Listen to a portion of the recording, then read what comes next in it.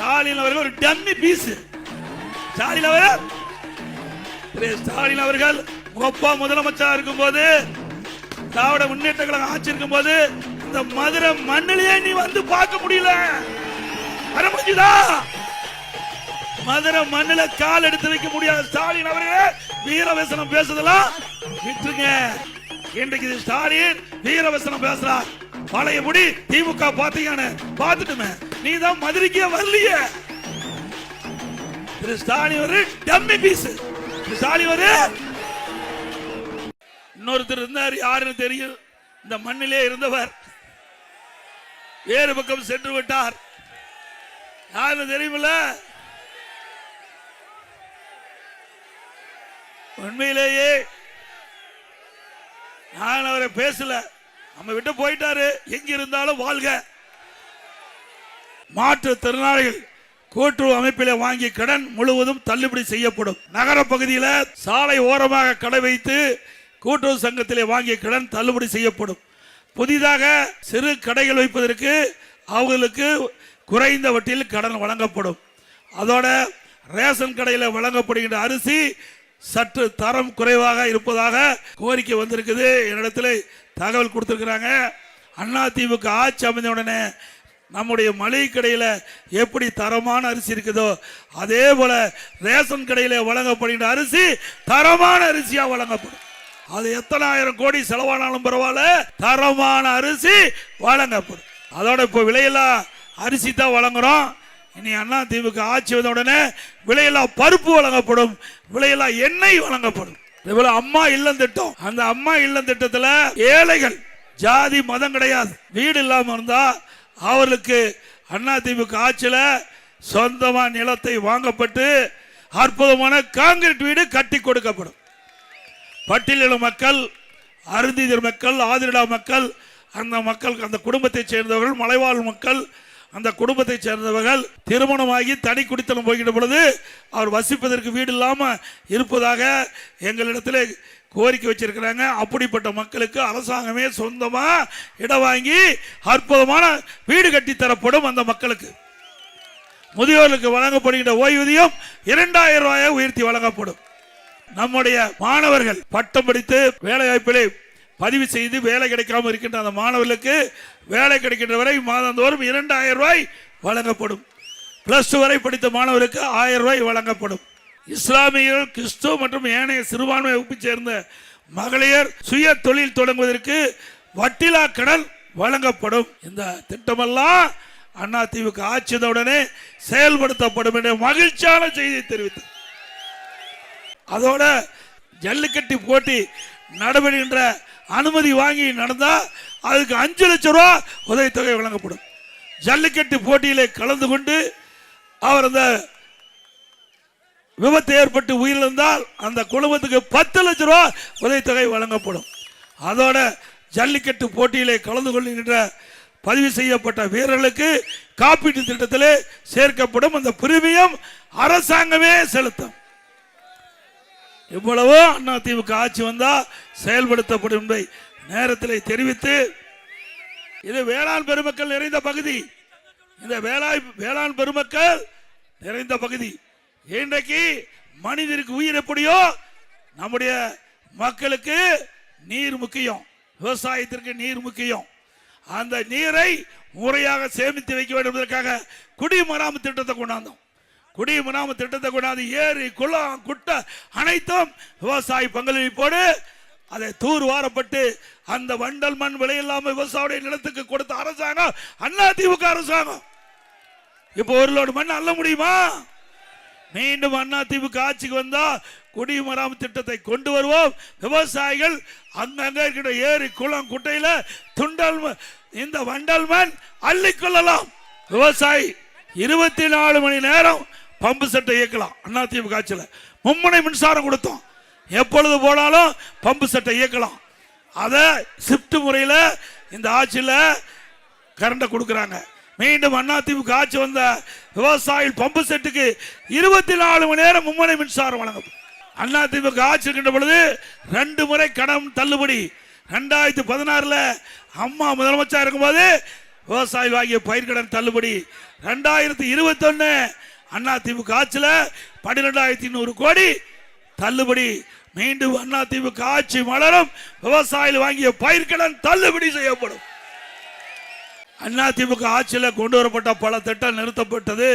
அனைத்து திட்டங்களும் அதிமுக ஆட்சி வந்தவுடனே நிறைவேற்றப்படும். இன்னைக்கு அதிமுக ஆட்சி வந்தவுடனே 297 அறிவிப்புகள் அதிமுக சார்பா வெளியிட்டிருக்கிறோம். அது ஒரு சிலவற்றை இந்த நேரத்தில் குறிப்பிட விரும்புகிறோம். இன்றைக்கு வரி அதிகமாகி போச்சு, மக்கள் கஷ்டப்படுறாங்க. விலைவாசி உயர்ந்து போச்சு, மக்கள் கஷ்டப்படுறாங்க. அதிலிருந்து மீட்டெடுக்கின்ற விதமாக எல்லா குடும்ப அட்டைக்கும் 10,000 ரூபாய் சிறப்பு உதவித்தொகை வங்கியிலே செலுத்தப்படும். அனைத்து குடும்ப அட்டையில் உள்ள குடும்ப தலைவிக்கு மாதந்தோறும் 2,000 ரூபாய் வங்கி கணக்கிலே செலுத்தப்படும். எல்லா குடும்ப அட்டைதாரருக்கும் ஃப்ரிட்ஜ் விலை இல்லாமல் வழங்கப்படும். பெண்களுக்கு அம்மா 2 சக்கரம் வாங்கணும், 5 லட்சம் பேருக்கு 25,000 மானியத்தில் வழங்கப்படும். நம்முடைய குடும்ப அட்டைதாரருக்கு ஆண்டுக்கு 3 கேஸ் சிலிண்டர் விலை இல்லாமல் வழங்கப்படும். ஒவ்வொரு ஆண்டும் தைப்பொங்கல் என்று பொங்கல் தொகுப்பு கொடுப்போம், அதோட 1000 ரூபாய் வழங்கப்படும். தீபாவளி பண்டிகை போது நம்முடைய பெண்களுக்கு அற்புதமான பட்டு புடவை வழங்கப்படும். தற்போது நகர பேருந்துல பெண்கள் தான் கட்டணம் இல்லாம பயணம் செய்யறாங்க. அதிமுக ஆட்சி அமைந்தவுடனே இனி ஆண்களும் நகர பேருந்துல கட்டணம் இல்லாமல் பயணம் செய்யலாம்.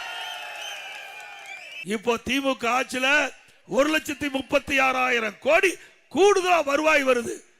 கூடுதலா வருவாய் வந்து எதற்கு கடன் வாங்குறீங்க? புதிய திட்டத்தை கொண்டாந்தீங்களா? கொண்டாந்துருக்காங்களா? அதிமுக ஆட்சி இருக்கின்ற பொழுது ஒரே ஆண்டில் 11 அரசு மருத்துவக் கல்லூரி மருத்துவமனை கொண்டாந்து. 11 அரசு மருத்துவக் கல்லூரி மருத்துவமனை, சட்டக்கல்லூரி இந்த மாவட்டத்திலையும் கொடுத்தோம். இந்த மாவட்டத்திலையும் தேனி மாவட்டத்திலையும் சட்டக்கல்லூரியை கொடுத்தோம்.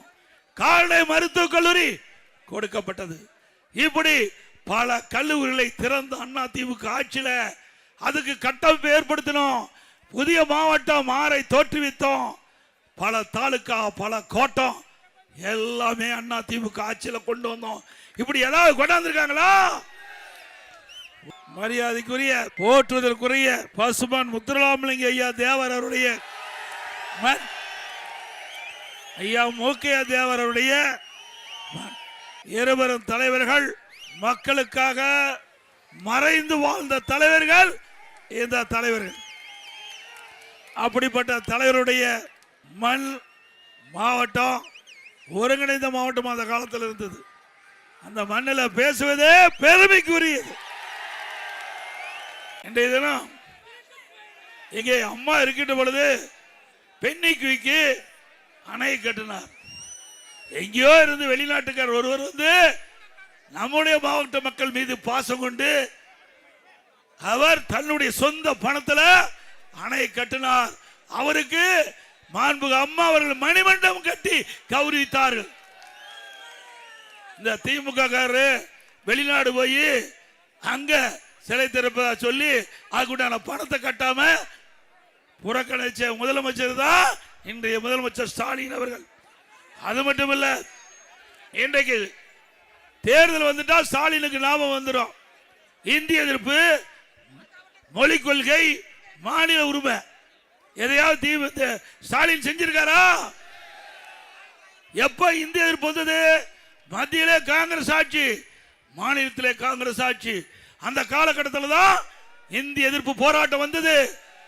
அப்படிதான் அப்பதான வந்தது. யாரால வந்தது? காங்கிரஸால் வந்தது. இப்ப யாரோட கூட்டணி? காங்கிரஸோட கூட்டணி. சந்தர்ப்பவாத கட்சி திமுக கட்சி. இந்த கட்சி மீண்டும் நாட்டை ஆள வேண்டுமா? எப்ப இந்திய எதிர்ப்பு வந்தது? மத்தியிலே காங்கிரஸ் ஆட்சி, மாநிலத்திலே காங்கிரஸ் ஆட்சி. அந்த காலகட்டத்தில் தான் இந்திய எதிர்ப்பு போராட்டம் வந்தது. அப்படிதான் அப்பதான வந்தது. யாரால வந்தது? காங்கிரஸால் வந்தது. இப்ப யாரோட கூட்டணி? காங்கிரஸோட கூட்டணி. சந்தர்ப்பவாத கட்சி திமுக கட்சி. இந்த கட்சி மீண்டும் நாட்டை ஆள வேண்டுமா? ஆக காலத்துக்கு ஏற்றவாறு தன்னுடைய நிலைப்பாட்டை மாற்றிக்கொள்வார். கிராமத்தில் எல்லாத்துக்கும் தெரியும், இந்த பச்சோந்தி இருக்கு தெரியுங்களா, அடிக்கடி நிறம் மாறும். அது கூட கொஞ்ச நேரம் கழிச்சு தான் நிறம் மாறும்.